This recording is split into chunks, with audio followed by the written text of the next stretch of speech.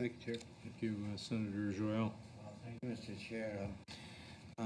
Mr. Brown or Mr. Peterson, Justice Wagner from the Supreme Court in a seminar at the Ottawa University in early March of this year, which is a couple of months ago, stated the following.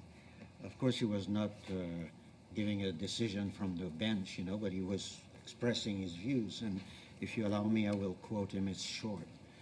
When the court eventually faces a question touching on transgender identity, these two propositions will provide essential frames of reference. First one, that identity is not fixed but changing.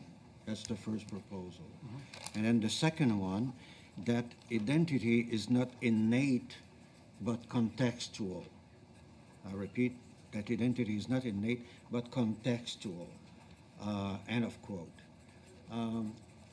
I read that and I tried to understand the implication of this, those two binary kinds of elements that, and he says the court, so I bet that he might have spoken to colleagues or, the profession generally.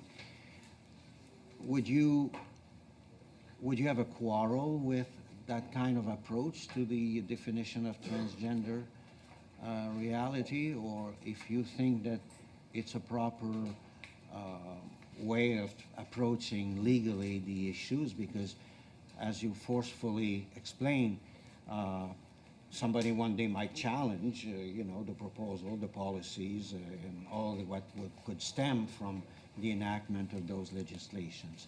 So in other words, we'll find ourselves in the court one day and we will have to, to analyze and argue the case, at least taking into account those references that Justice Wagner mentioned not long ago.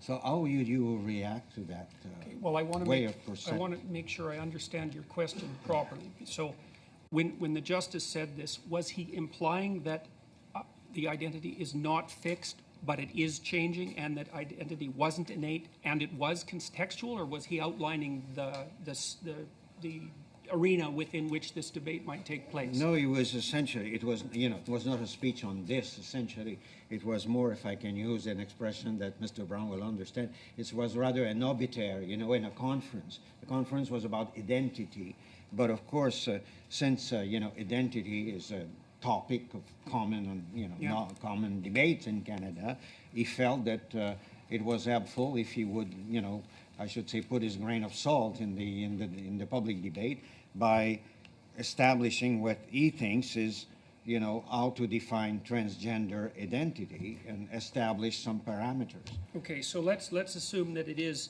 changing and contextual. Yeah. Okay, then why is conversion therapy a problem?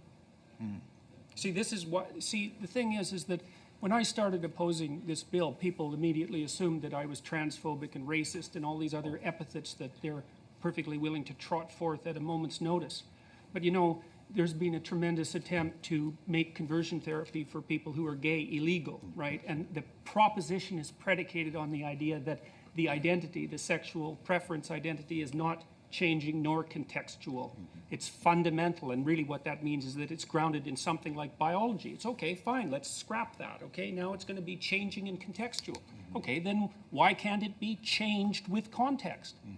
And so this is part of the problem with the policies, is they're so incoherent that they're going to work against the people that they're designed to protect.